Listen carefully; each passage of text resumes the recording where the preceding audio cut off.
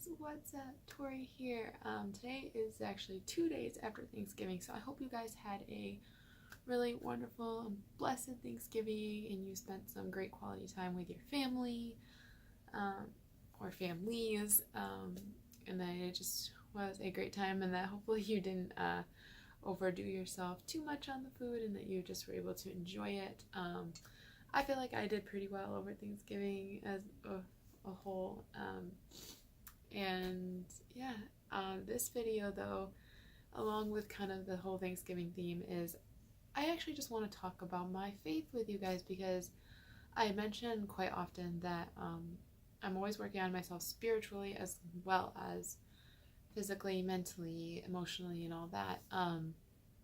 And I just don't think I've ever like really shared like my whole faith story, and I'm gonna try and share it like in as much of a condensed way as possible so I don't make this video too long. If there's smaller aspects of my story that you want to hear more in detail of, I can always do separate videos on that. If you're interested, you just gotta let me know in the comments. But anyway, I'm going to just share with you my faith story. And for those of you who don't know, I am a Christian, and I actually was a born, raised Christian. I have lived and grew up in a Christian household my entire life.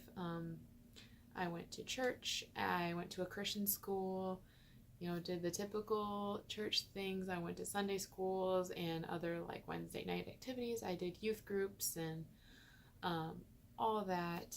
And I attended a Christian school. My parents sent me to a Christian school. I went to a Christian school preschool all the way through high school.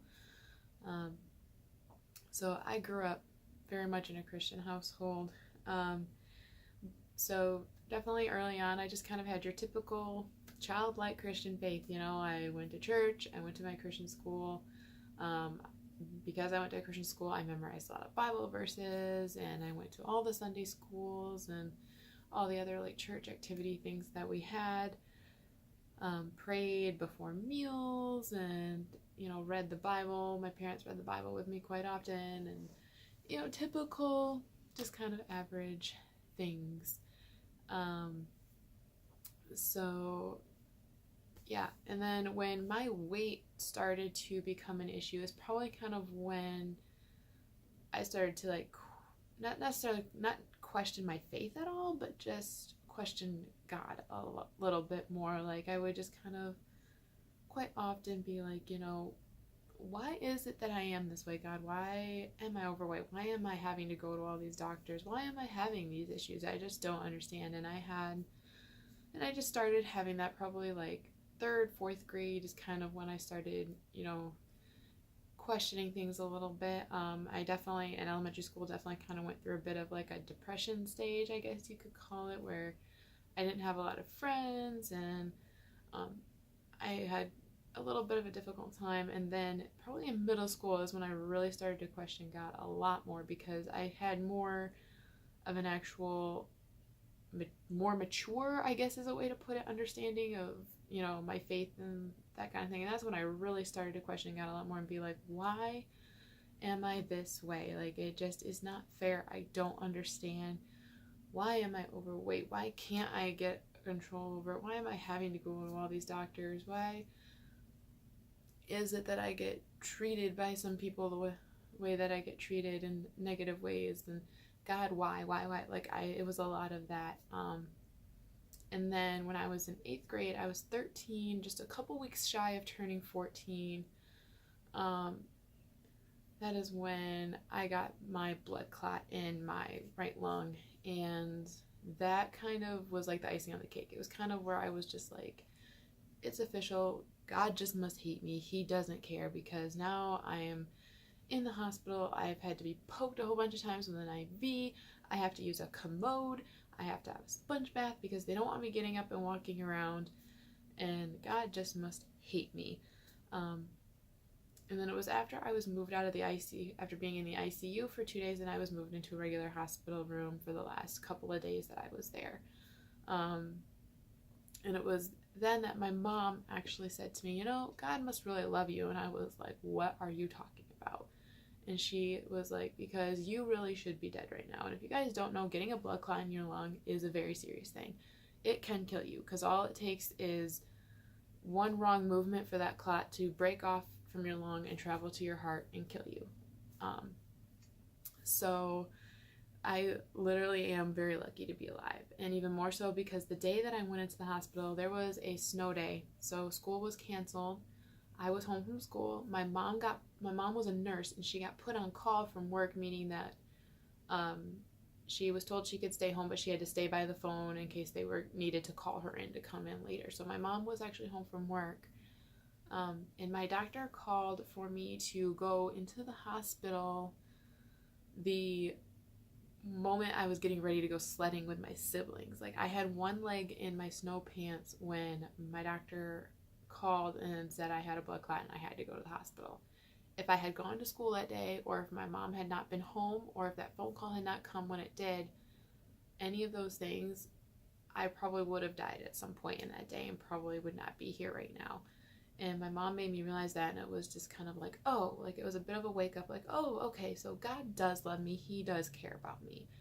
But from there, like, things didn't really go much further with my faith. Like, I would say my faith maybe was like restored in a sense where, like, okay, I believe now that God did love me and he did care, but I still was definitely struggling with my weight and things like that. And my faith didn't really take a big turn for the positive until June of 2011, and that is when I went on my mission trip to the Bahamas.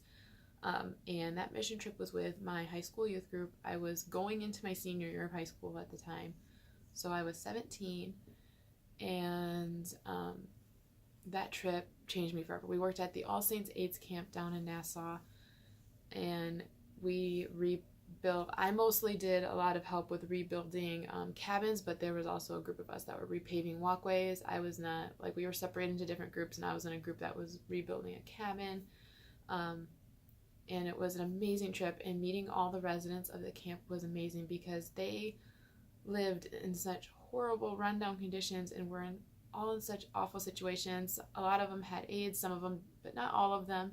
A lot of them did, but not all of them. Some of them, it was just because they were there for mental disability issues or other serious illnesses, such as like cerebral palsy. There was one guy that had cerebral palsy. There were people there that just had severe diabetes. There was a variety of people there, because essentially this camp was just a place that Nassau sent people who didn't fit like their picture of paradise. Like, it was basically kind of like a leper county in a way to put it. And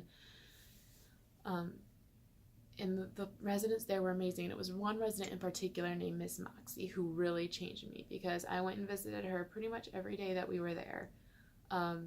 This thin little sickly woman, paralyzed from the waist down, stuck in her little tiny smelly rundown cabin, and she just had a faith like no other. And she actually had a saying above her doorway that said, "Be thankful every day," and she lived by that. And she just was like, be thankful every day. And she read her devotional called Jesus Calling every day. She had read her Bible every day, and she praised the Lord with every fiber in her being. And the first couple days I was there, I just couldn't understand and grasp how she could be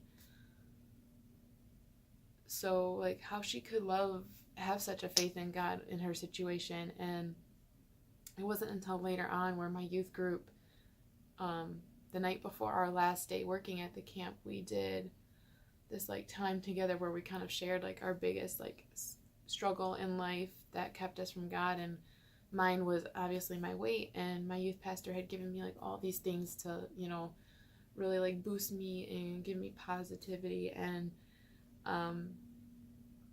I didn't like fully, and it was like I kind of pondered those thoughts all night long, and it was that next day that it just really hit me like, yeah, I have this struggle, but overall I have a great life, and I have no reason not to be thankful every day and to not praise God and lean on God and trust God and have God really deeply center in the root of my life and in my heart. And it was reading with Miss Moxie that day, her devotions and her Bible, and praising God with her, and it was seeing her that last day that it just hit me like, if Miss Moxie can be this way and her situation is way worse than mine, there's no reason that I can't. It was like in that moment my faith was completely made new, and I went home from that trip a completely new person spiritually. I was doing devotions daily. I was reading my Bible daily. I was praying daily, and I had a much bigger passion and newfound love for God, and it really got me through some challenging times in my senior year. And so then journeying on, my faith played a big part in when my mom got sick and in her death. It was very hard to lean on God in those moments, but I did. And it was my mom, while she was sick, that actually kept me going, because she would just say things every day, like, we'll get through this one day at a time with God carrying us. God is in control. God's got this. And I am always having to remind myself all the time that God is in control and He has got it and He's got everything. And so now as an adult, I'm constantly working on my faith. Like, my faith constantly needs work. It's not perfect. There's no such thing as having a perfect faith and a perfect walk with God. There's no such thing as that, because we are all sinners. We sin all the time. We sin daily, and I work hard to be just the best I can be every day, and I'm working on my faith every day. A faith journey is a never-ending journey. It is something that you can always grow and work on and be better at. And how my faith helps me now is I lean on God to get me through everything. I lean on Him in my weight journey. I just ask Him to guide me and help me to make the right choices and the best choices, and to give me strength and to keep me moving forward. And I pray for God in my relationship with my boyfriend too. I always pray to God, just guide us in our relationship and let You be at the center of our relationship, and let Your will be done for us. Like, I try to always say, let Your will be done, because I always want God's will for me and not my will. And that is always a huge thing I'm trying to work on, is to just let go and let God. And that is a huge thing. Even in my weight loss journey, is to just let go and let God. Let God take control and guide me and open the doors and show me where it is He wants me to go. And it's way easier said than done. Like, I am not perfect at it by any stretch of the imagination. I struggle daily. I make mistakes daily, but I try very hard. And actually, my best time the times that I pray is actually while I'm at work, while I'm patting kids' backs at nap time to get them to go to sleep, because then it's like I can close my eyes and rub their back and let myself just relax and just pray. And then it actually kind of sometimes will help the kids too to relax and fall asleep. So that's a lot of the times when I pray. I do pray in the evenings sometimes too. I really need to get better about doing devotions and reading my Bible more often again. I was really good with that, but then I kind of got off track. I do really need to get better with doing that again more, but I'm very involved in my church, and I believe that helps my faith a lot, and that helps grow me more too. So, essentially my faith is something I'm always working on, but that's just kind of like my faith journey in a nutshell. And I definitely feel I am in a good place in my faith, but it definitely can always continue to be worked on and continue to be better. If you want any like further like stories of my faith and like more details of the different aspects of things in my faith journey, definitely let me know in the comment section. But that's just kind of it in a nutshell. Hopefully you guys enjoyed this video, and I am so thankful every day in this Thanksgiving season. I hope you guys are thankful too, and I'd love to hear some of your faith story journeys too. And you guys can also always follow me on Instagram, Twitter, and Snapchat. The links will be in the description below. I love you guys so much, and I'll see you in the next one. Bye.